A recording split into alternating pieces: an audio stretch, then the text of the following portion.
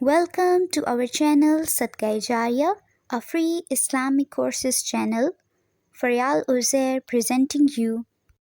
نحمده ونصلي على رسوله الكريم اما بعد فاعوذ بالله من الشيطان الرجيم بسم الله الرحمن الرحيم رب اشرح لي صدري ويسر لي امري واحلل عقدة من لساني يفقهوا قولي. الفاظ کی وضاحت دیکھیے. ومن الناس، اور لوگوں میں سے. الناس، الناس کا روٹ ہے نون واو سین، نوس یا الف نون سین. قرآن میں 240 مرتبہ یہ لفظ استعمال ہوا ہے. وَمِنَ النَّاسِ، لوگوں میں سے، اور الناس انس سے ہے. انس کا لفظ کبھی اردو میں پڑھا؟ انس و محبت یعنی جس سے انسان مانوس ہوتا ہے. تو انسان سے مانوس ہوتا ہے، جانور سے نہیں ہوتا. بہت کم ہوتا ہے، یا بہت کم لوگ کسی خاص جانور سے مانوس ہوں. من، جو یقول، قول. قول کس کو کہتے ہیں؟ بات کو. اردو میں استعمال ہوتا ہے. آمنا، یہ بھی ایمان سے ہے، پیچھے گزر چکا ہے. باللہ و بالیوم الآخر، آخر اردو میں استعمال ہوتا ہے، آخرت ہوتا ہے. وما ہم، اور نہیں وہ، بمؤمنین، مومن کی جمع مومنین، ایمان لانے والے. یخادعون، دھوکہ دیتے ہیں.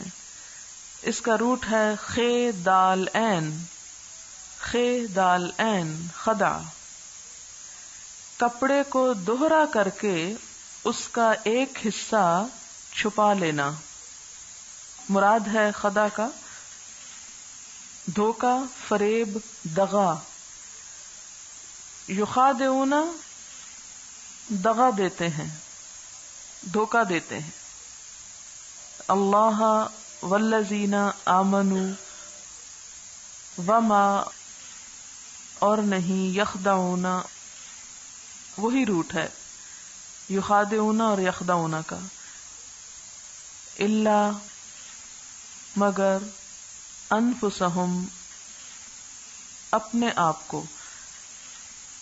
انفس کے روٹ کیا نظر آ رہا ہے آپ کو؟ نفس، جان، شخص، فرد، ذات، جی، خواہش، ان سب کے لیے استعمال ہوتا ہے. وما، اور نہیں، یشعرون، وہ شعور رکھتے. اس کا روٹ کیا ہے؟ شین این رے، شعر. شعر عربی میں کہتے ہیں بال کو. شعور، بال کی طرح باریک علم حاصل کرنا، یعنی صرف ظاہری نہیں بلکہ اندر تک باریک نقطوں کو جاننا، یعنی کسی معاملے کی باریکی اور لطافت کو سمجھ لینا. مثلا ہم نے ذالک الکتاب لا ریب فیہ ھدی للمتقین وغیرہ کا کیا کیا؟ لفظی ترجمہ پڑھا. آپ کو پتا چل گیا اچھا اس لفظ کا یہ معنی، اس کا یہ معنی. اب یہ کیا تھا؟ ایک موٹا موٹا علم. پھر آپ نے اس کے بعد دوسرے درجے پہ یہ پڑھا کہ اس کتاب سے ہدایت کے لیے متقی ہونا ضروری ہے، اور متقی ہونے کے لیے یہ صفات ہونا ضروری ہے. یہ بات بھی ایک سیدھی سادی بات تھی، سمجھ میں آ گئی. آج جس طرح آپ نے اس کو مزید پڑھا ہے، یہ کس سے تعلق رکھتا ہے؟ شعور سے تعلق رکھتا ہے کہ اندر تک پہنچے آپ کہ اچھا اگر یہ صفات نہیں ہوگی تو ہدایت نہیں ہوگی. اور کیوں بھلا؟ یہ جو کسی چیز کی روح تک پہنچنا، انسان کے اندر بھی جو روح ہے وہ بظاہر تو نظر نہیں آتی ہے نا، لیکن وہ گہرائی میں اتری ہوئی ایک چیز، یعنی بال کی کھال اتارنا جسے بولتے ہیں نا ہمارے ہاں محاورہ ہے، یہ بالکل وہی شعور اسی سے ہے. اچھا، سمجھنے کے لیے ایک اور لفظ بھی استعمال ہوتا، فہم ہوتا نا، فہم. تو فہم ہوتا ہے معنی اور مطلب سمجھنا، کہ معنی مطلب سمجھا تو ہم نے کہا اچھا بات سمجھ میں آ گئی کیا کہہ رہے ہیں آپ. ایک ہوتا ہے فقہ. فقہ کا کیا مطلب ہوتا ہے؟ سمجھنا. یفقہوا قولی، وہ سمجھے میری بات. تو فقہ جو ہوتا ہے وہ ہوتا ہے موجود مثالوں پر غور کر کے اس جیسے دوسرے مسائل کا حل نکالنا. مثلا ایک شخص بے ہوش ہو رہا ہے یا اس کا دل گھٹ رہا ہے اور پانی پاس پڑا ہوا ہے، تو سمجھدار آدمی کیا کرے گا کہ اس کی بے ہوشی کی وجہ گرمی لگ رہی ہے، اس کو گرمی ہے، تو وہ فوراً کوشش کرے گا کہ اسے کسی طرح پانی پلا دے.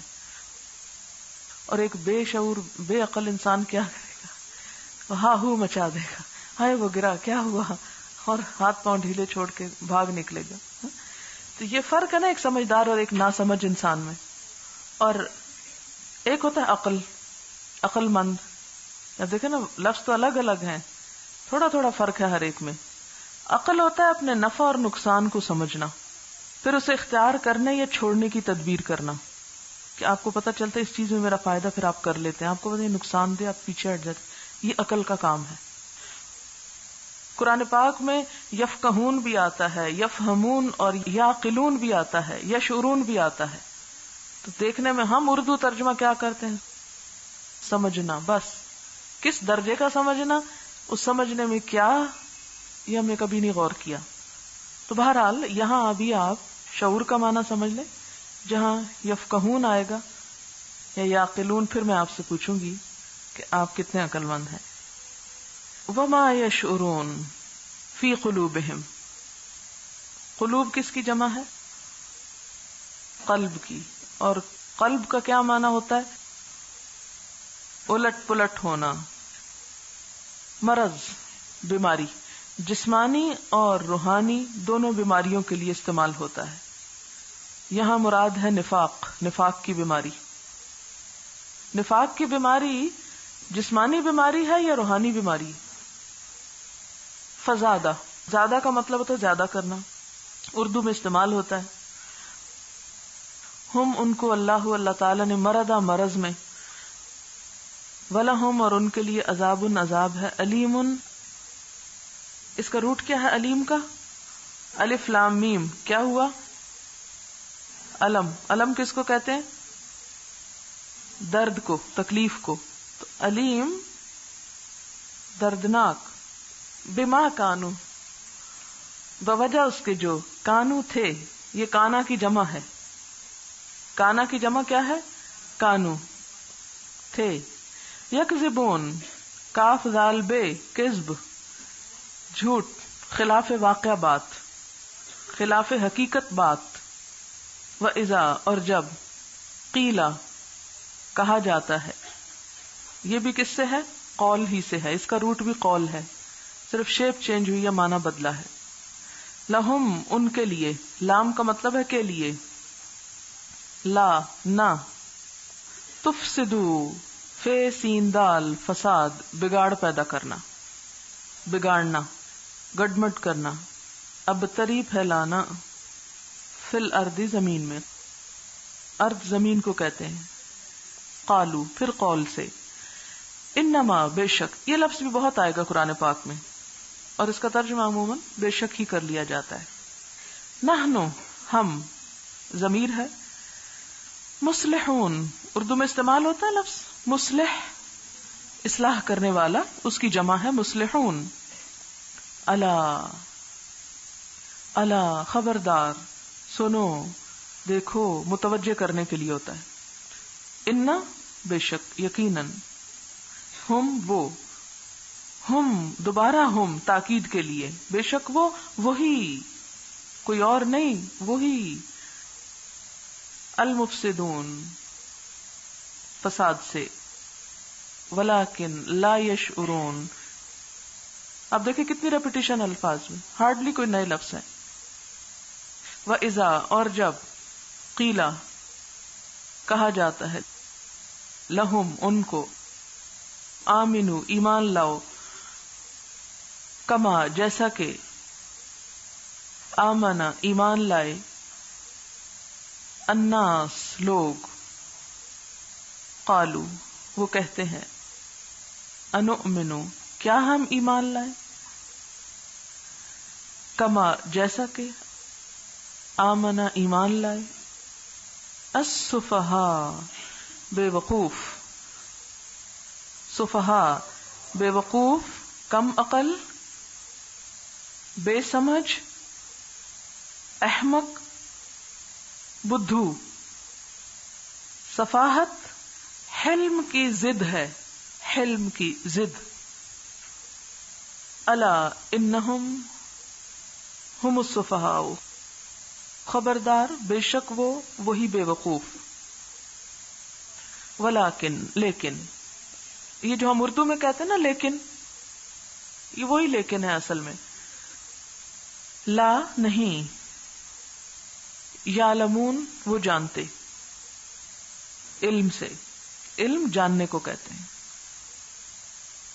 وَإِذَا اور جب، لقو لقاء سے ہے، لقاء ہوتا ہے ایک دوسرے کا آمنا سامنا کرنا، یعنی ملاقات۔ اذا لقوا الذین آمنوا، قالوا کہتے ہیں آمنا ہم ایمان لائے۔ وَإِذَا اور جب، خلو اکیلے ہوتے ہیں۔ اس میں ایک لفظ آ رہا ہے، سینس آ رہی، کس چیز کی؟ خالی کی۔ خلا ہوتی ہے نا، خلا کا بھی لفظ پڑا ہے، خلا، خلا نورد، خلا میں گئے۔ خلا کس جگہ کو کہتے ہیں؟ اسپیس کو کہتے ہیں جو خالی ہوتی ہے۔ تو یہ خالی لفظ اردو میں عام استعمال ہوتا ہے، یعنی خالی ہوتے ہیں، اکیلے ہوتے ہیں، تنہا ہوتے ہیں۔ الا طرف، شیاطینہم، شیاطین جمع ہے کس کی؟ شیطان کی۔ اور شیطان کا روٹ کیا ہے؟ شین توئے نون، یا شین یہ توئے۔ شطن کا معنی ہوتا ہے دور ہونا، اور شین یہ توئے یعنی شیط کا معنی ہے جل بھن جانا۔ دونوں چیزیں ذہن میں رکھیں، یعنی شیطان کو شیطان کیوں کہا جاتا ہے؟ قالو انہوں نے کہا، یا وہ کہتے ہیں، انا بے شک ہم۔ یہ جو انا نظر آ رہا ہے نا آپ کو، یہ اصل میں تھا انا اور نون الف نا، تو نون نون میں مل کے انا بن گیا، یعنی یہ فرق آپ کو پتا ہونا چاہیے۔ معکم، مع اردو میں استعمال ہوتا ہے، مع اہل و عیال۔ پڑھا ہے کبھی آپ نے کارڈز پہ لکھا ہوا؟ تو اس معنی کیا سمجھتے ہیں آپ؟ یہ کیا کہہ رہے ہیں ہمیں؟ یعنی گھر والوں کو ساتھ لے کر آئیں۔ مع، معیت بھی اسی سے ہے، میم این یہ تے، معیت یعنی کسی کے ساتھ ہونا۔ انا معکم، کم کا مطلب تم، انا ما بے شک، نحنو ہم، مستہزئون مذاق کر رہے تھے، استہزاء، ہے زے واو حضو، ہے زے اور واو، ہے زے حمزہ سے بھی ہوتا ہے اور واو سے، حمزہ ہے زے اور آگے حمزہ لگا دے، خلاف عقل اور عجیب سمجھ کر، خلاف عقل اور عجیب سمجھ کر کسی انسان کا، کسی چیز کا ایسے فعل پر مذاق اڑانا جو اس سے سرزد بھی نہ ہوا ہو، یعنی کسی کا ایسی چیز پر مذاق اڑانا جو اس نے کی ہی نہ ہو۔ حماقت ہے نا۔ اللہ، اللہ تعالی، یستہزئ مذاق کر رہا ہے، بہم ان کے ساتھ، وَيَمُدُّهُمْ، یمد میں روٹ کیا نظر آ رہا ہے آپ کو؟ میم دال، دال، یہ جو شد ہوتی ہے نا، اس کی شد علامت ہے کہ اس کے نیچے دو ہیں، دو کٹھے کیے ہوئے ہیں۔ یمدہم، مد، مد کب بولتے ہیں؟ جب وہ لمبا کرتے ہیں، پڑھا ہے آپ نے تجوید؟ مد، لمبا کرنے کو۔ یمدہم، لمبا کر رہا ہے یعنی انہیں ڈھیل دے رہا ہے، انہیں بڑھا رہا ہے۔ فی طغیانہم، ان کی سرکشی میں۔ طغیان کا روٹ ہے توئے غین اور یہ، توئے غین یہ، طغیان، سرکشی. کبھی آپ نے پڑھا دریا میں طغیانی آ گئی؟ وہ کس موقع پہ بولتے ہیں؟ جب پانی سرکش ہو جاتا ہے، حدوں کو پار کر جاتا ہے. یا مہون، این میم ہے، امہن، امہن. امہن کا معنی ہے کوئی راستہ یا جواب نہ سوجھنے پر حیران ہو کر کبھی پیچھے اور کبھی آگے جانا، جسے ہم اردو میں کہتے ہیں حیران اور سرگردان ہونا. حیران اور سرگردان وہی ہوتا ہے نا کہ آپ جانا چاہتے، آپ کہتے ہیں اچھا جاؤں، تھوڑا آگے بڑھ، کہتے ہیں نہیں یہ تو نہیں، پھر پیچھے ہو جاتے، پھر آگے، پھر پیچھے، اپنے آپ کو ضائع کر رہے ہیں. اور دل کے اندھا پن کے لیے بھی استعمال ہوتا. امیون آنکھوں کا اندھا پن اور امہن دل کا اندھا پن. یعنی دل اندھا ہوتا ہے تو پھر انسان کو کوئی سمجھ نہیں آتی نا بات. بس تفسیر دیکھیے. وَمِنَ النَّاسِ، اور لوگوں میں سے کچھ لوگ ایسے ہوتے ہیں. الناس کسی خاص لوگوں کی طرف اشارہ ہے یا عام لوگوں کی طرف اشارہ ہے؟ خاص لوگوں کی بات ہے کیونکہ یہ سورت مدینہ میں نازل ہوئی تھی. مدینہ کے کچھ لوگوں کی طرف اشارہ ہے. اب ہم پہلے اوریجنل معنی پڑھیں گے، پھر اس سے اپنے لیے مطلب لیں گے. لوگوں میں سے کچھ ایسے ہیں جو کہتے تو ہیں، کیا کہتے ہیں؟ آمنا باللہ، ہم اللہ پہ ایمان لائے، وبالیوم الآخر، اور آخرت کو بھی مانتے ہیں، لیکن وما ہم بمومنین، وہ مومن نہیں ہوا کرتے، وہ ہوتے کوئی نہیں مومن. تو جو مومن نہ ہو وہ کیا ہوتا ہے؟ پھر کافر ہوتا ہے. یہ کفر کون سا کفر ہے؟ کہ جو صرف زبان کا اقرار ہے اور دل کا انکار ہے، یہ کفر نفاق. تو یہ لوگ کون ہوئے؟ منافق، جن کے دل میں کچھ ہے، جن کی زبان پر کچھ اور ہے. ان کے دل اور زبان ہم آہنگ نہیں ہیں. اسی لیے اللہ تعالیٰ فرماتے ہیں کہ یہ مومن نہیں، کیونکہ ایمان صرف زبان کے اقرار کا نام نہیں ہوتا. ایمان کے لیے شرط ہے سب سے پہلے دل کا یقین. اور اپنے اس حرکت سے کیا کر رہے ہیں؟ یخادعون اللہ والذین آمنوا، دھوکہ دیتے ہیں اللہ کو اور ان لوگوں کو جو ایمان لائے.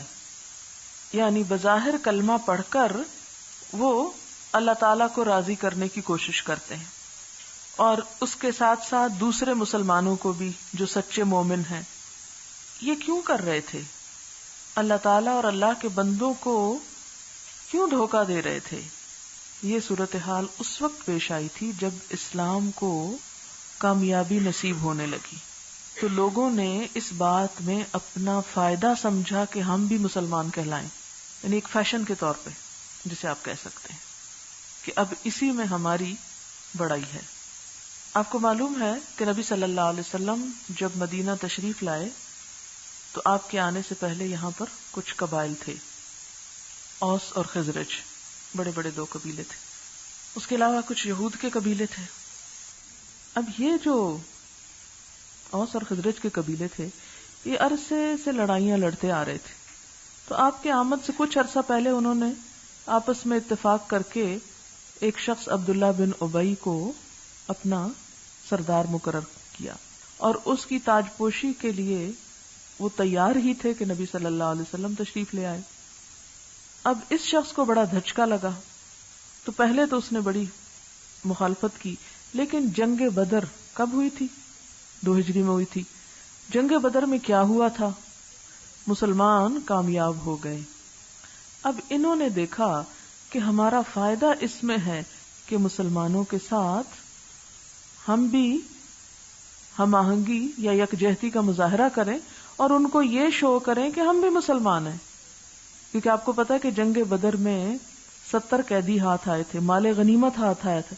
انہوں نے سوچا یہ تو اسلام لانا بڑے فائدے کی بات ہے، جو مسلمان ہیں ان میں تو بڑا مال غنیمت تقسیم ہوا ہے، چلو ہم بھی اسلام کا لبادہ اوڑھ لیتے ہیں تاکہ آئندہ جو جنگیں ہوں ان میں جو مال و دولت آئے وہ ہمیں بھی مل جائے. تو ان کا اسلام لانا دراصل دنیا کے مفاد کے لیے تھا.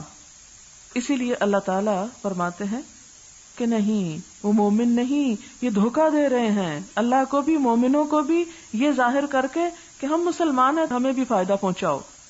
اللہ تعالیٰ فرماتے ہیں وَمَا يَخْدَعُونَ إِلَّا أَنفُسَهُمْ، اور وہ نہیں دھوکہ دے سکتے مگر اپنے آپ کو.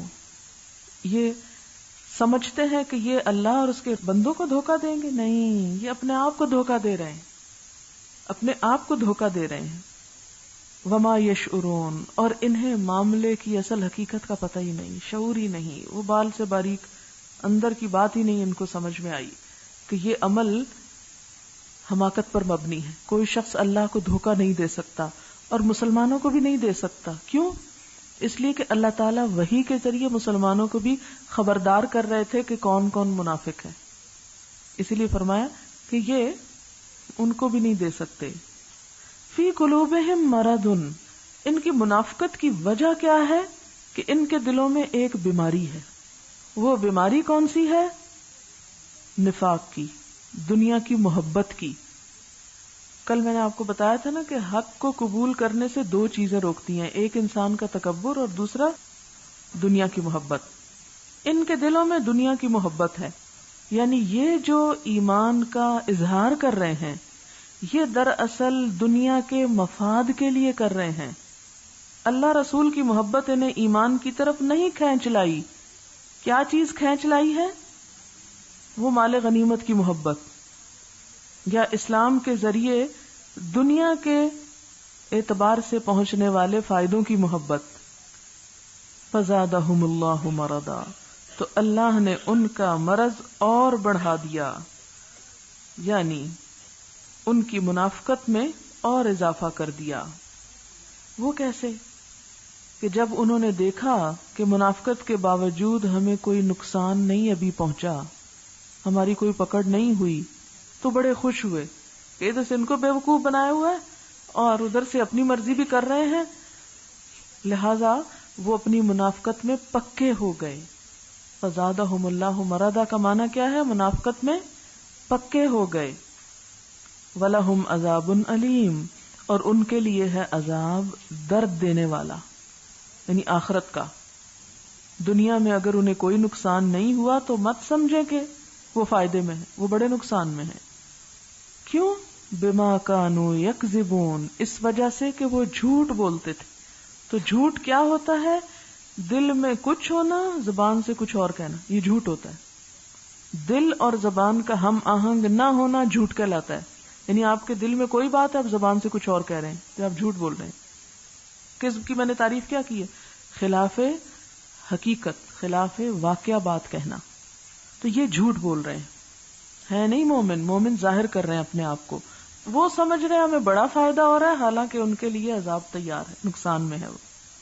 اور جھوٹ منافقت کی سب سے پہلی اور بڑی علامت ہے. آپ صلی اللہ علیہ وسلم نے منافق کی علامتیں کیا بتائی تھیں؟ 4 علامتیں ہیں منافق کی. بات کرے تو جھوٹ بولے، وعدہ کرے تو خلاف کرے، امانت دی جائے خیانت کرے، جھگڑا کرے تو گالیوں پہ اتر آئے، بد اخلاق. اور اپنے اس رویے سے ظاہر کچھ باطن کچھ، ایک طرح سے وہ زمین میں فساد پھیلا رہے تھے. اچھا فساد کیوں ہوتا ہے اس رویے سے؟ کہ دوسرے لوگ جب دیکھتے ہیں کہ اچھا یہ ظاہر کچھ کر رہے ہیں باطن کچھ اور کر رہے ہیں تو وہ بھی ویسا ہی کرنا شروع کر دیتے ہیں.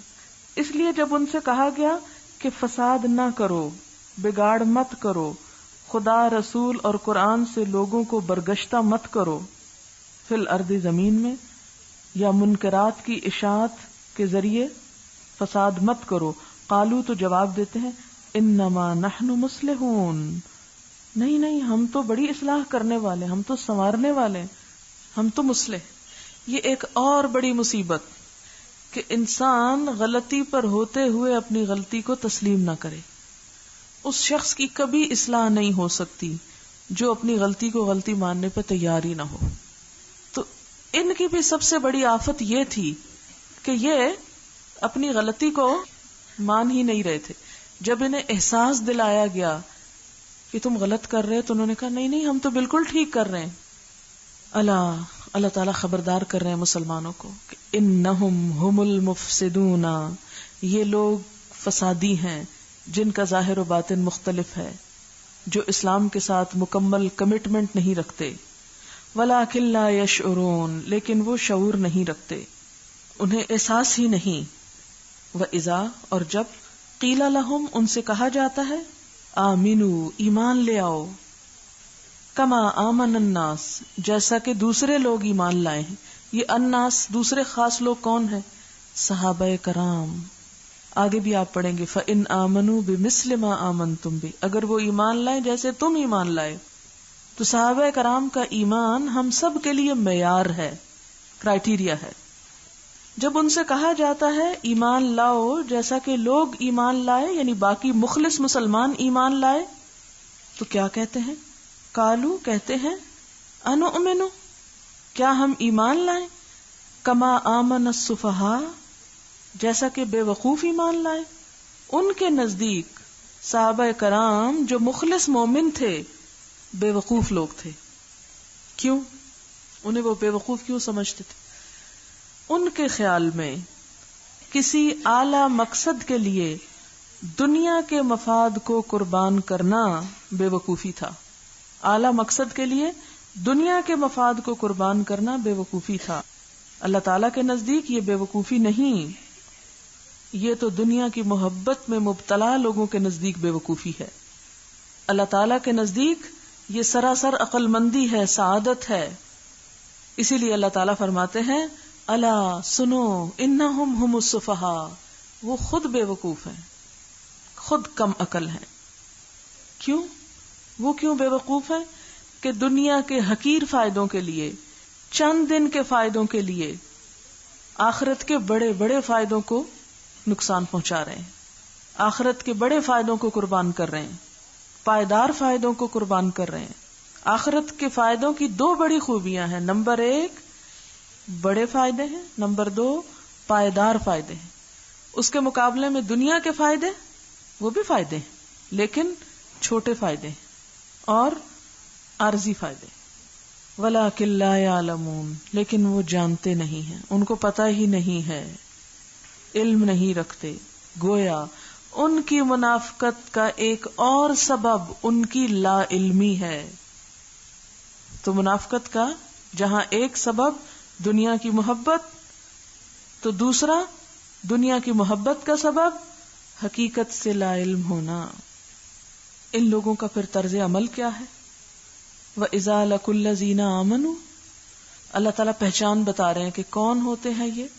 جب اہل ایمان سے ملاقات کرتے ہیں، لقو ملاقات کرتے ہیں، قالوا آمنا تو ان کو یقین دہانی کراتے ہیں ہم بھی ایمان لائے، ہم تمہارے ساتھ ہیں. وَإِذَا خَلَوْا إِلَىٰ شَيَاطِينِهِمْ اور جب یہ اکیلے ہوتے ہیں اپنے شیطانوں کی طرف. اور یہاں شیاطین سے مراد کون ہے؟ منافقین کے سردار نمبر 1، نمبر 2 سرداران قریش، نمبر 3 سرداران یہود. یہ سب ایک ٹولہ تھے، منافق، یہود، کفار قریش. کیونکہ آپ دیکھتے ہیں جنگ احزاب کے موقع پہ یہ سب اکٹھے ہو گئے تھے. قالو کہتے ہیں انا معکم ہم تمہارے ساتھ ہیں، انما نحن مستہزئون ہم تو مذاق اڑا رہے ہیں. یعنی اہل ایمان کو ہم دھوکہ دے رہے ہیں، دغا دے رہے ہیں، فریب کر رہے ہیں، ان کا مذاق اڑا رہے ہیں، ان کو حقیر سمجھتے ہوئے. دوسرے معنی مستہزئون کہہ کے ہم ان کو پاگل بنا رہے ہیں، بے وقوف بنا رہے ہیں. آپ کہتے ہیں نا بعض میں نے فلاں کو بہت بے وقوف بنایا، تو یہ ایک مومن کا شعار نہیں ہوتا، مومن کی صفت نہیں ہوتی کسی کو بے وقوف بنانا. بہرحال وہ کہتے ہیں انما نحن مستہزئون ہم تو اہل ایمان کو بے وقوف بنا رہے ہیں، مذاق کر رہے ہیں ان سے. اللہ تعالیٰ فرماتے ہیں اللہ یستہزئ بہم اللہ ان سے مذاق کر رہا ہے. وَيَمُدُّهُمْ فِي طُغْيَانِهِمْ اور انہیں ان کی سرکشی میں ڈھیل دیے ہوئے ہے. اچھا اب آپ کہہ رہے ہوں کہ ہاں یہ مذاق اڑانا تو ایک بری بات ہے، تو یہ اللہ تعالیٰ کی طرف کیوں منسوب کر دیا گیا؟ تو بات یہ ہے کہ یہ عربی زبان کا ایک اسلوب ہے. مثلا ایک آیت آتی ہے جزاء سیئۃ سیئۃ برائی کا بدلہ برائی ہے. تو کیا بدلہ لینا برائی ہے؟ نہیں، اسلوب زبان ہے. ہمارے اردو میں ایسا نہیں ہے، اس لیے ہمیں ذرا انوکھی بات لگتی ہے. تو اللہ تعالیٰ کا ان کے ساتھ استہزاء دراصل استہزاء اس سینس میں نہیں، بلکہ ان کے عمل کی سزا ہے، ایک طرح سے ان کے اس فعل کی سزا. جیسے آتا نا یخادعون اللہ وہو خادعہم، وہ اللہ سے دھوکا کر رہے ہیں حالانکہ اللہ ان کو دھوکا دے رہا ہے. تو اللہ تعالیٰ کسی کو دھوکا نہیں دیتے، لیکن ان کے عمل کا بدلہ، ان کے کیے کی مار ان پہ مراد یہ ہے. اور قیامت کے دن تو واقعی ان سے استہزاء ہوگا. یعنی اگر ہم اس کو حقیقی معنوں میں لے لیں تو پھر قیامت کے دن دوسرا معنی اس کا یہ بنے گا. قیامت کے دن کیا استہزاء ہوگا ان کے ساتھ؟ ہوگا یہ کہ وہ اہل ایمان کے ساتھ جب چلیں گے تو ابتدا میں روشنی ہوگی، یعنی میدان حشر میں اہل ایمان آگے نکل جائیں گے اپنی روشنی کے ساتھ اور منافق وہیں رہ جائیں گے. سورۃ الحدید میں آتا ہے یوم یقول المنافقون والمنافقات للذین آمنوا انظرونا نقتبس من نورکم قیل ارجعوا وراءکم فالتمسوا نورا فضرب بینہم بسور لہ باب باطنہ فیہ الرحمہ وظاہرہ من قبلہ العذاب. یہ سورۃ الحدید کی آیت نمبر 13 ہے. تو اس کا معنی کیا بنتا ہے کہ قیامت کے دن کیا ہوگا؟ اہل ایمان روشنی کے ساتھ ہوں گے، آگے بڑھ جائیں گے. منافقین کو پہلے روشنی دی جائے گی، بعد میں ان کی روشنی آف کر دی جائے گی، اور یہ ایک طرح سے مذاق کیا جائے گا ان کے ساتھ. اور پھر یہ ایمان والوں کو پکار کے کہیں گے لاؤ ہمیں بھی روشنی دو.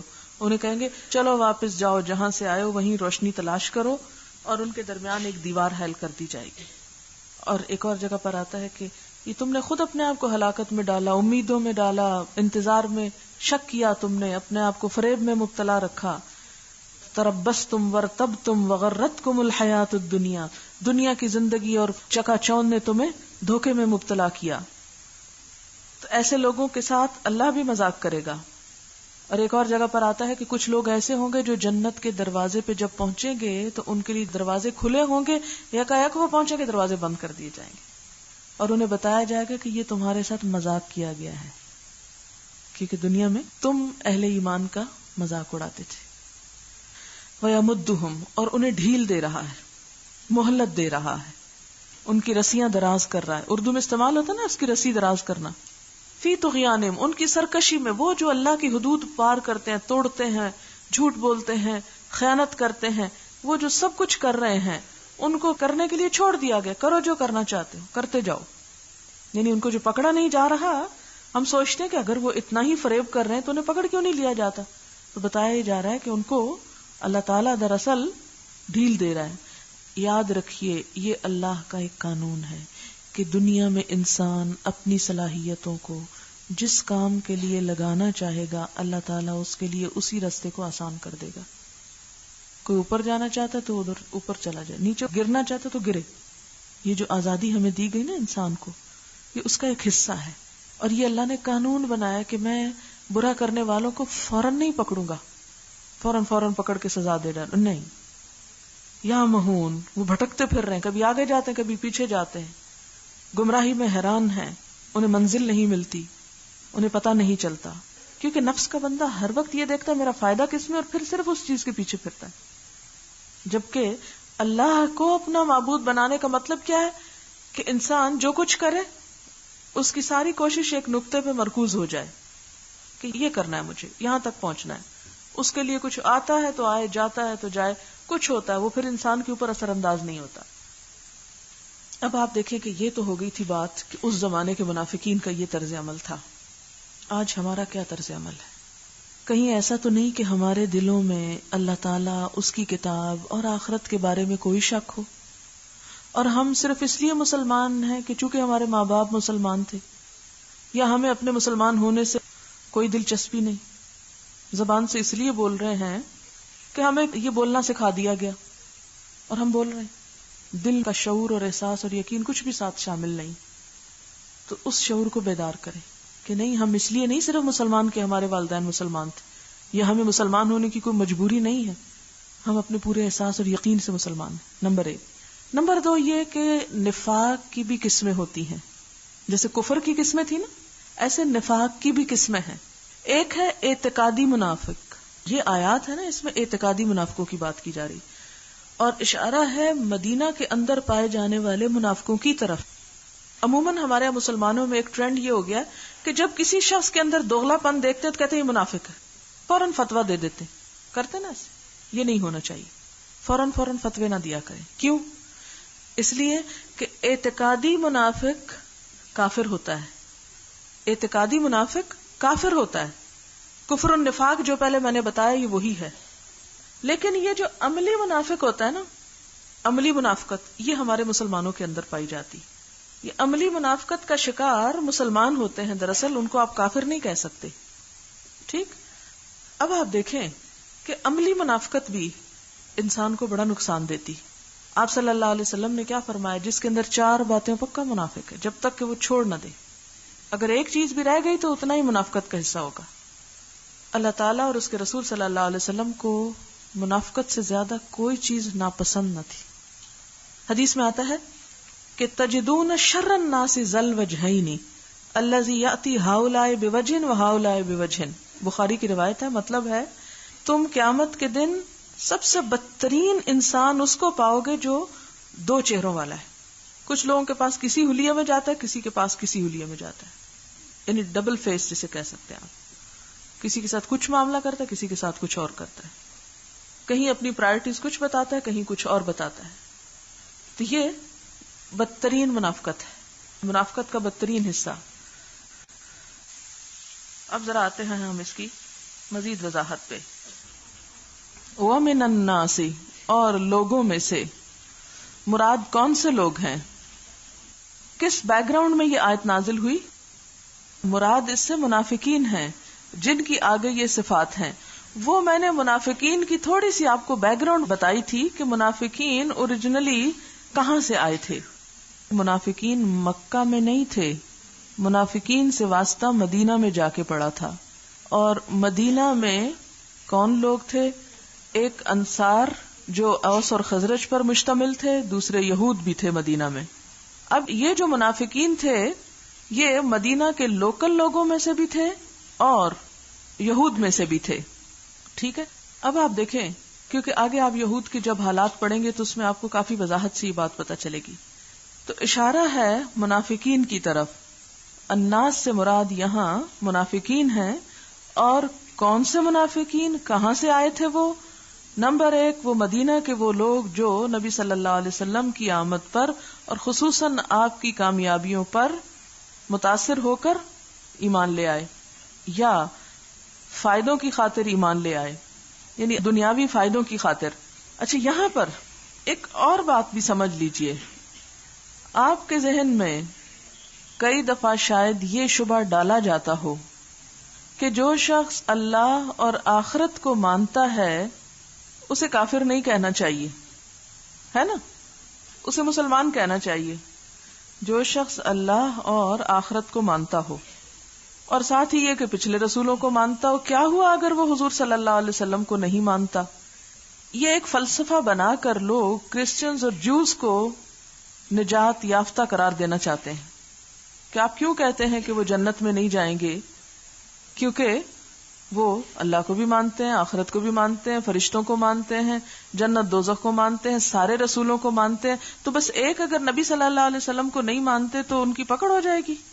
جی ہاں، یہ دیکھیں کیا لکھا ہوا ہے. وَمِنَ النَّاسِ مَن يَقُولُ آمَنَّا بِاللَّهِ وَبِالْيَوْمِ الْآخِرِ وَمَا هُمْ بِمُؤْمِنِينَ. جو صرف اتنا کہتے ہیں کہ ہم اللہ اور یوم آخرت کو مانتے ہیں لیکن وہ اہل ایمان میں شمار نہیں ہو سکتے. ایسے لوگوں میں یہود بھی شامل ہو جاتے ہیں. یہود بھی تو یہی کر رہے تھے نا. یخادعون اللہ والذین آمنوا. اپنے اس طرز عمل سے کہ دیکھو ہم بھی مومن ہیں، ہم بھی اللہ کو مانتے ہیں، آخرت کو مانتے ہیں، دھوکہ دیتے ہیں اللہ کو اور اہل ایمان کو، حالانکہ وہ اپنے آپ ہی کو دھوکہ دے رہے ہیں اور انہیں اس بات کا شعور نہیں. فی قلوبہم مرض. ان کے دلوں میں ایک بیماری ہے، منافقت کی شکل میں دنیا کی محبت کی بیماری، اور یہود کے بارے میں یا عیسائیوں کے بارے میں ہو تو وہ حسد کی بیماری، یعنی وہ حسد کی وجہ سے ایمان نہیں لاتے تھے آپ صلی اللہ علیہ وسلم پر، حالانکہ آپ کو پہچان گئے تھے. فزادہم اللہ مرضا. اللہ نے ان کی بیماری کو اور بڑھا دیا. کون سی بیماری؟ منافقت کی بیماری جو دنیا کی محبت کی وجہ سے تھی، یا یہود و نصارہ کے سلسلے کی بیماری کیا ہے؟ حسد اور بغض حضور صلی اللہ علیہ وسلم سے. تو اس بیماری کا الٹیمیٹ نتیجہ موت. وَلَهُمْ عَذَابٌ أَلِيمٌ، ان کے لیے دردناک عذاب. بِمَا كَانُوا يَكْذِبُونَ، ایک اور وجہ بتا دی گئی، اس لیے کہ وہ جھوٹ بولتے تھے. آپ دیکھیں کہ منفی رویوں میں ایک بہت بڑا رویہ اور بہت بڑی چیز جس کا یہاں ذکر کیا گیا وہ جھوٹ ہے، کہ منافقت کی بنیاد جھوٹ پر ہوتی ہے یا جھوٹ منافقت کو جنم دیتا ہے. لہذا منافقت کی بیماری کو ڈائیگنوز کرنے کے لیے جو علامت بتائی گئی وہ کیا ہے؟ جھوٹ. کہ ان کی زندگیوں میں جھوٹ ہے. جیسے کہ نبی صلی اللہ علیہ وسلم نے فرمایا کہ وہ شخص جس میں یہ 4 باتیں پائی جاتی ہوں وہ کون ہے؟ پکا منافق. اور پہلی نمبر پہ کون سی؟ بات کرے تو جھوٹ بولے. اچھا، دوسرے نمبر پر کیا ہے؟ وعدہ کرے تو پورا نہ کرے، توڑ دے، بے وفائی کرے. اب آپ دیکھیں ذرا کہ جو شخص وعدہ توڑتا ہے وہ بھی تو ایک طرح سے جھوٹ ہی بول رہا ہوتا ہے نا، بہانہ کر کے. جب آپ ایک بات پوری نہیں کرتے کسی کی، پھر وہ آپ سے پوچھتا بھی آپ نے یہ نہیں کیا، تو آپ کہتے ہیں یہ وجہ تھی وہ وجہ تھی، تو جھوٹ بول کے دوسرے کو کیا کرتے ہیں؟ مطمئن کر دیتے. تو عہد توڑنے میں بھی جھوٹ آ گیا. اچھا، امانت میں خیانت. مثلا کسی نے آپ کے پاس مال رکھا اور آپ اسے نہیں دے رہے، وہ آپ سے لینے کے لیے آتا ہے تو آپ کہتے ہیں وہ تو چوری ہو گیا تھا، حالانکہ وہ چوری نہیں ہوتا، وہ آپ ہی کے پاس ہوتا ہے. تو وہاں بھی کیا ہے؟ جھوٹ. اچھا، لڑائی جھگڑا کرے تو گالی دے. اچھا، گالی میں کیا ہوتا ہے؟ مثلا کسی کو کتا کہہ دینا، اب یہ بھی جھوٹ ہی ہے. تو منافقت کی جتنی بھی باقی چیزیں ہیں وہ ساروں کو اگر ہم جمع کریں تو کنسنٹریٹ ہو جاتی ہے کہاں؟ جھوٹ کی شکل میں. اب آپ دیکھیں کہ جھوٹ کیوں بولتا ہے انسان؟ جھوٹے انسان کی نفسیات کیا ہوتی ہے؟ کس چیز کا شکار ہوتا ہے وہ؟ دراصل خوف کا شکار ہوتا ہے لوگ کیا کہیں گے. اچھا، اب خوف سے بچنے کے لیے انسان کو کیا کرنا چاہیے؟ خوف سے تو نکلنا ہے. جتنا آپ خوف سے نکلیں گے اتنے ہی جرأت مند ہو جائیں گے، اتنا ہی زیادہ آپ بہتر زندگی بسر کر سکیں گے. ہماری زندگیوں میں الحمدللہ اعتقادی منافقت تو نہیں، ہم سب پکے دل سے یقین رکھتے ہیں کہ اللہ تعالیٰ کی ذات ہے، آخرت ہے، سب مانتے، لیکن ہمارا عمل اس کے بالکل خلاف ہے. ہم کہتے ہیں قرآن سچی کتاب ہے، لیکن ہمارے عمل قرآن کے واقعی مطابق نہیں ہے نا. یا ہم کہتے ہیں کہ رسول اللہ صلی اللہ علیہ وسلم سے ہم کو بڑی محبت ہے، لیکن ہمارا کوئی کام سنت کے مطابق نہیں ہوتا. تو یہ ایک جھوٹ ہم پھر کہتے ہیں نا. تو ہماری یہ جو زندگی میں دوغلا پن ہے یا تضاد ہے یا ہم جھوٹ کا شکار ہیں. آپ دیکھیں مثال کے طور پر عموماً ہمارے معاشرے میں شادی بیاہ کے موقع پر بہت اسراف کیا جاتا ہے، نمائش کی جاتی. اس کے پیچھے کیا چیز ہوتی ہے؟ خوف، لوگ کیا کہیں گے. اس خوف کو مٹانے کے لیے ہم جھوٹی نمائش کرتے ہیں. بعض اوقات ہم ہوتے نہیں ہیں ہم وہ ظاہر کر رہے ہوتے ہیں بہت زیادہ زرق برق کپڑوں سے یا بہت زیور سے، بعض اوقات مانگے تانگے کا پہن کے. تو اس سارے جو ہماری رسمیں ہیں ان کی بھی بنیاد میں اصل میں کس حص کی سیٹسفیکشن ہے؟ یعنی جھوٹ کی. یعنی ایک جھوٹ کا کاروبار چلا رکھا ہے. تصنع کا دوسرا نام جھوٹ ہے. یہ جو تکلف یا تصنع جس کو کہا جاتا ہے. اب مثلا ہم کسی کے گھر میں جاتے ہیں، ہمیں بھوک لگی ہے، کوئی کہتا ہے کھا لو، ہم کہتے ہیں نہیں ہمیں بھوک نہیں. تو یہ کیا ہے؟ آپ دوسرے کے سامنے اچھے بن رہے ہیں کہ کوئی آپ کو لالچی نہ کہے، کیونکہ آپ کو ڈر ہے کہ آپ نے اگر کچھ کھا لیا تو دوسرا کہے گا ہائے ہائے یہ اتنا کھاتا ہے، اور ہم نے تو ایسے ہی صلح ماری تھی اور اس نے تو سبھی کھا لیا، تو میں دوسرے کی نظر میں اچھا بن جاؤں. اس کے لیے ہم ایک جھوٹ سے کام لیتے ہیں. اچھا، اور بھی آپ دیکھیں کہ زندگی کی باقی جو ہمارے ایٹیچیوڈز ہیں ان میں جھوٹ کہاں کہاں ہے. مثلا لوگوں کی بعض اوقات ہم صرف جھوٹی تعریف کرتے حالانکہ وہ اس کے قابل نہیں ہوتے. بسا اوقات کیوں کرتے ہیں؟ اس کے پیچھے دیکھیں کیا ہے؟ مفاد کس لیے ہوتا ہے؟ دنیا کی محبت. ٹھیک ہے نا. اب یہ جو مفاد کے حصول کے لیے، یعنی ہم مثلا کسی ایسے شخص کی تعریف کریں جو ہے تو کسی قابل نہیں، لیکن ہمیں پتا ہے اگر ہم اس کی تعریف کریں گے تو اس سے بڑے فائدے حاصل ہوں گے ہمیں، تو ہم مجبوری کے مارے اس کی کرتے رہتے. جیسے نماز میں ہم کہتے ہیں اللہ اکبر، اللہ سب سے بڑا ہے، اور کس کس کو بڑا سمجھا ہوا ہے ہم نے؟ نفس کو، لوگوں کو، معلوم نہیں کس کو. کوئی آ جاتا ہے تو ہم ڈر کے مارے اس کے پاس بیٹھے رہتے ہیں، ہم کہتے ہیں ہائی کیا کہے گا، نماز ہی نہیں پڑھتے. جب چلا جاتا قضا کر کے کہتے ہیں اللہ اکبر. مصلحتاً جھوٹ. اسلام نے تو کہیں بھی ہمیں الاؤ نہیں کیا کہ مصلحتاً جھوٹ بولو. اور اس کی لمٹ کیا ہے؟ آپ دیکھیں کہ ہم بسا اوقات یہ سوچتے ہیں کہ ابھی جھوٹ بول کے اس کا دل ٹوٹے گا، لیکن ہم اس کو جب دھوکہ دیتے ہیں جھوٹ بول کر اور بعد میں اس کو پتا چلتا ہے تو وہ اس سے بڑا ٹوٹتا ہے.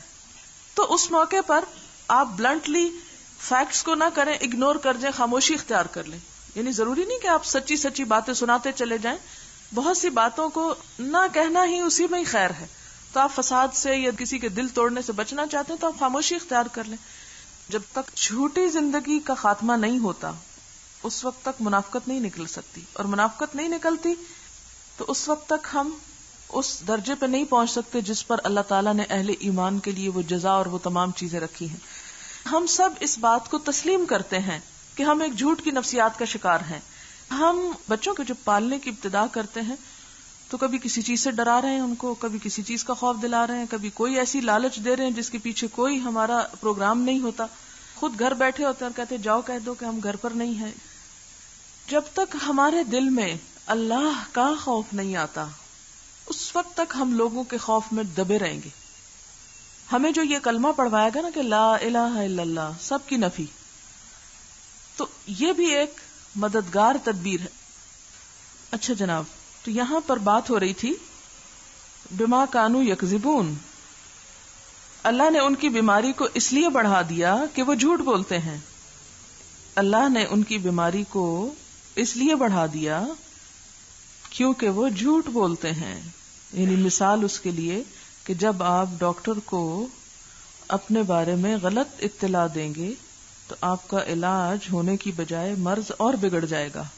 جب ڈاکٹر کو آپ اپنی جھوٹی بیماری بتائیں گے تو آپ کو وہ جو دوا دے دے گا، مثلاً آپ دیکھیں کہ بسا اوقات بچے کہتے ہیں بہت پیٹ میں درد ہو رہا، آج اسکول نہیں جانا، تو کبھی جلدی دوائی نہ دیجیے، کیونکہ ہو سکتا ہے کہ وہ درد نہ ہو، وہ صرف ایک بہانہ ہو. اس سے کیا ہوگا کہ مزید ایک نقصان ہو جائے گا. اگر دوسروں کو کانفیڈنس دیا جائے، اعتماد دیا جائے کہ تم سچی بات کر دو، اور خصوصاً اپنے بچوں کے ساتھ آپ یہ معاملہ رکھیں کہ سچی بات کر دو کہ تمہیں کچھ نہیں کہا جائے گا، اور اگر جھوٹ بولا تو بری طرح پیش آئیں گے، تو آپ دیکھیں گے کہ ان کے اندر وہ چیز خود بخود جنم لے گی انشاءاللہ. وَإِذَا قِيلَ لَهُمْ لَا تُفْسِدُوا فِي الْأَرْضِ. اچھا، منافقت کا نتیجہ فساد ہوتا ہے. جیسے ابھی بات ہوتی ہے نا، بسا اوقات ہم یہ کہتے ہیں کہ دوسرے کا دل رکھنے کے لیے ہم چلے جھوٹی بات کر لیتے ہیں. اب ہوگا کیا کہ وقتی طور پر تو ہم نے خطرہ ٹال دیا، دوسرے کو بھی خوش کر دیا. اب بعض جھوٹ ایسے ہوتے ہیں کہ وہ چھپ نہیں سکتے. وہ آتا ہے نا کہ فارسی کا ایک محاورہ ہے، دروغ گو حافظہ نہ باشد، کہ جھوٹے شخص کا حافظہ نہیں ہوتا. وہ جب ایک بات جھوٹ کہہ دیتا ہے تو تھوڑے عرصے بعد بالکل اپنی ہی زبان سے اس کی تردید کر دیتا ہے. اس سے کیا ہوگا؟ آپ کا اعتماد لوگوں پہ ختم ہو جائے گا کہ یہ کل کچھ کہہ رہا تھا، آج کچھ اور کہہ رہا ہے. اچھا، اسی طرح آپ دیکھیں کہ اور فساد کس طرح ہوتا ہے کہ مثال کے طور پر کسی شخص نے کوئی بات کہی نہیں، آپ نے اس کے ذمہ لگا دی. مثلاً ایک دن میں کہیں بیٹھی ہوئی تھی تو کسی نے مجھ سے پوچھا، ایسے ہی باتیں ہو رہی تھی کہ اچھا الہدا کا جو نیا پروجیکٹ ہے اس کی کاسٹ کتنی ہوگی، تو میں ایسے ہی بتا رہی تھی کہ تقریباً اتنی ہوگی. اور ہماری الہدا کی ایک پالیسی ہے کہ ہم لوگوں سے مانگتے نہیں، کسی سے یہ نہیں کہتے کہ ہمیں یہ چاہیے تو آپ ہمیں دے دیں. ہم اتنا کام کر لیتے ہیں جتنے فنڈز ہوتے ہیں، جو فنڈ نہیں ہوتے کام چھوڑ دیتے ہیں، ختم. اب کسی نے مجھ سے منسوخ کر کے کسی دوسرے شخص کو کہا کہ ڈاکٹر فرد نے مجھ سے اتنے پیسے مانگے ہیں، حالانکہ میں نے تو مانگے نہیں تھے. اب آپ خود سوچیں کہ جب وہ بات مجھے پتہ چلے گی، ظاہر ہے مجھے تو اس لیے افسوس نہیں کہ میں تو ایک ایسے فیلڈ میں ہوں کہ جہاں لوگ طرح طرح کی باتیں کریں گے، اور میں نے اپنے آپ کو تیار کیا وہ سارے کام کے لیے. جھوٹ بھی بولیں گے، سچ بھی بولیں گے، سب کریں گے. جب آپ دین کے راستے میں نکل آئے تو پھر آپ ڈر کے بیٹھ نہیں سکتے، آپ کو پھر جرأت سے مقابلہ کرنا ہے ان سب چیزوں. لیکن اگر میں ہی سوچی تھی کہ میری جگہ کوئی اور ہوتا، وہ پہنچ جاتا اس شخص کے پاس کہ میں نے تم سے کب مانگے تھے، اور 2-4 اور کو انوالو ہوتا، کتنا فساد ہوتا اس بات سے، کتنا بگاڑ ہوتا. ہمارے معاشرے میں جو بگاڑ ہوتا ہے عموماً جھگڑے، لڑائیاں، فساد، بہو اور ساس کے جھگڑے میں سب سے بنیادی رول کیا چیز پلے کرتی ہے؟ جھوٹ. بہو جھوٹی باتیں شوہر کو بتاتی، ساس جھوٹی الزامات بہو پہ لگا رہی ہوتی ہے، نتیجہ کیا؟ فساد. وَإِذَا قِيلَ لَهُمْ لَا تُفْسِدُوا فِي الْأَرْضِ. جب ان سے کہا جاتا ہے کہ مت فساد کرو زمین میں، قالوا انما نحن مصلحون، وہ کہتے ہیں ہم تو اصلاح کر رہے ہیں. کس طرح اصلاح کر رہے ہیں؟ یعنی تھوڑی بہت جھوٹ بول کے اس کے خلاف، تاکہ وہ اس کا دل ادھر سے پھرے اور کوئی کسی اور طرف توجہ کرے، اور اس طرح کے اپنے من گھڑت باتیں. الا انہم ہم المفسدون، سنو وہی مفسد ہیں، وہی فساد کر رہے ہیں. ولکن لا یشعرون، لیکن وہ شعور نہیں رکھتے، انہیں پتہ بھی نہیں چلتا کہ وہ کر کیا رہے ہیں. بسا اوقات انسان کو اپنی بیماری کا خود بھی اندازہ نہیں ہوتا. وَإِذَا قِيلَ لَهُمْ آمِنُوا كَمَا آمَنَ النَّاسُ، اور جب ان سے کہا جاتا ہے ایمان لاؤ جیسے ایمان لائے لوگ کون سے؟ صحابہ کرام. اچھا، صحابہ کرام کے بارے میں ایک بات آپ کو کہتی چلوں کہ صحابہ کرام میں سے ایک صحابی جن کا اس وقت یاد نہیں مجھے نام، ایک روایت میں نے پڑھی تھی کہ وہ کہتے ہیں اپنے بارے میں کہ نہ ہم جھوٹ بولتے تھے اور ہمیں یہ معلوم نہ تھا کہ جھوٹ کیا ہے. یعنی ہماری زندگیوں میں سب سے زیادہ جس سے ہم دور تھے وہ جھوٹ تھا. جھوٹا تکلف نہیں کرتے تھے. یاد ہوگا آپ کو کہ حضور صلی اللہ علیہ وسلم نے جب حضرت عمر رضی اللہ تعالیٰ عنہ سے فرمایا کہ اے عمر، کوئی شخص اس وقت تک مسلمان نہیں ہو سکتا جب تک کہ میں اس کو اس کی جان سے بڑھ کر عزیز نہ ہو جاؤں. تو حضرت عمر سچی بات کرتے ہیں، کہتے ہیں یا رسول اللہ صلی اللہ علیہ وسلم، آپ مجھے عزیز ہیں اپنے بال بچوں سے، بیوی سے، مال و دولت سے، ہر چیز سے، دنیا کی ہر چیز سے، الا نفسی، مگر میری جان. سچی بات ہے، مجھے اپنی جان آپ سے زیادہ عزیز ہے. تو آپ نے فرمایا عمر غور کر لو کہ کیا کہتے ہیں. جب تک میں تمہیں تمہاری جان سے بھی عزیز نہ ہو جاؤں اس وقت تک تم کامل مومن نہیں. تو حضرت عمر تھوڑی دیر رکنے کے بعد کہتے ہیں کہ میں نے سوچ لیا، اب آپ میرے لیے میری جان سے بھی بڑھ کر عزیز ہیں. اسی لیے اللہ تعالیٰ فوراً فرماتے ہیں کہ ایمان لاؤ جیسے ایمان لائے لوگ. الناس مراد صحابہ کرام، کیونکہ منافقین کے سامنے کون تھے؟ مخلص مومن، انہیں کوئی بطور مثال پیش کیا جا رہا ہے. اور اسی بارے میں آگے آتا ہے فَإِنْ آمَنُوا بِمِثْلِ مَا آمَنْتُمْ بِهِ فَقَدْ اهْتَدَوْا قَالُوا أَنُؤْمِنُ كَمَا آمَنَ السُّفَهَاءُ. ان کو وہ بے وقوف سمجھتے تھے. آج بھی کیا سچ بولنے والوں کو بے وقوف نہیں سمجھا جاتا؟ بے وقوف کہتے ہیں نا، فلاں تو بالکل ہی سیدھا ہے، بالکل ہی بدو ہے، اللہ میاں کی گائے ہے، کوئی بات بنانی آتی نہیں. آمن السفہاء، ان کے نزدیک یہ سب لوگ بے وقوف تھے جو سچ کے لیے نقصان کر لیتے تھے اپنا. الا انہم ہم السفہاء، اللہ تعالیٰ فرماتے نہیں، سنو یقیناً وہی بے وقوف، وہ سمجھتے ہیں کہ جھوٹ بول کر دنیا کا تھوڑا سا جو فائدہ وہ اٹھا جاتے ہیں وہ ان کے لیے فائدہ مند ہوگا. نہیں، سخت نقصان دہ ہوگا. وَلَٰكِن لَّا يَعْلَمُونَ، لیکن وہ جانتے نہیں کہ وہ نقصان ہے کتنا بڑا. تو یہاں سے ایک اور بات پتہ چلتی کہ لا علمی، جب تک ہم لا علم ہیں کہ منافقت کا نقصان کتنا ہے اس وقت تک ہم اس سے نکل نہیں سکتے. جب کسی بھی چیز کے بارے میں پتہ چلتا ہے کہ یہاں پاؤں رکھنے سے ہم نیچے ہی پھسل جائیں گے، جہنم کے نچلے گڑھے میں جا گریں گے، ان المنافقین فی الدرک الاسفل من النار، باہر نہیں نکل سکتے. وَإِذَا لَقُوا الَّذِينَ آمَنُوا قَالُوا آمَنَّا. اب آپ دیکھیں ایک اور دوغلی پالیسی، دو رخا پن. جب اہل ایمان کی مجلس میں ہوتے ہیں تو اس وقت کیا کرتے ہیں؟ ہم ایمان لائے. آپ کو کبھی نہیں محسوس ہوا کہ جب آپ سے لوگ ملے تو آپ سے دین کے مسئلے پوچھنا شروع کر دیتے ہیں اور دین کی باتیں کرنے لگتے ہیں، لیکن جب ایسی مجلس میں نہ ہو تو الٹا ان سب کا مذاق اڑاتے ہیں، فنیٹک، فنڈامنٹلسٹ اور اس طرح کے بے شمار القابات. وَإِذَا خَلَوْا إِلَىٰ شَيَاطِینِهِمْ، جب اپنے شیطانوں کے پاس جمع ہوتے ہیں، قَالُوا إِنَّا مَعَكُمْ، کہتے ہیں وہ تو ہم ایسے جسٹ فار انجوائمنٹ چلے جاتے ہیں، اصل میں تو ہم تمہارے ہی ساتھ ہیں. إِنَّمَا نَحْنُ مُسْتَهْزِئُونَ، ہم تو ان کا مذاق اڑاتے ہیں. اب آپ دیکھیں کہ جو شخص اللہ کا ہوتا ہے اللہ تعالیٰ اس کا دفاع خود کرتے ہیں. اسی لیے اللہ تعالیٰ فرماتے ہیں اللہ یستہزئ بہم، ایسے لوگوں کا مذاق اللہ تعالیٰ اڑاتے ہیں. اب دیکھیں کہ جب کوئی بندہ اللہ کو یاد کرتا ہے تو اللہ تعالیٰ اس کو یاد کرتے ہیں، حدیث میں آتا ہے نا. اسی طرح ایک حدیث میں یہ آتا ہے کہ جو میرے دوست کے ساتھ دشمنی کرتا ہے میں اس کے خلاف اعلان جنگ کرتا ہوں. یعنی جن لوگوں کا غضب اہل ایمان پہ بھڑکتا ہے اللہ کا غضب ان لوگوں پہ بھڑکتا ہے. جو اہل ایمان کا مذاق اڑاتے ہیں اللہ ان کا مذاق اڑاتا ہے. اور جس کا مذاق اللہ تعالیٰ اڑانے لگے پھر وہ کہیں بچ کے جا سکتا ہے؟ کہیں نہیں جا سکتا. وَيَمُدُّهُمْ فِي طُغْيَانِهِمْ، اور وہ ان کو ان کی سرکشی میں ڈھیل دیتا چلا جاتا ہے اور مستیاں کر لیں. یا مہون، اور وہ گمراہی میں کبھی آگے آتے ہیں کبھی پیچھے آتے ہیں اور منزل سے بہت دور ہیں. وآخر دعوانا ان الحمدللہ رب العالمین. سبحانک اللہم وبحمدک نشہد ان لا الہ الا انت نستغفرک ونتوب الیک.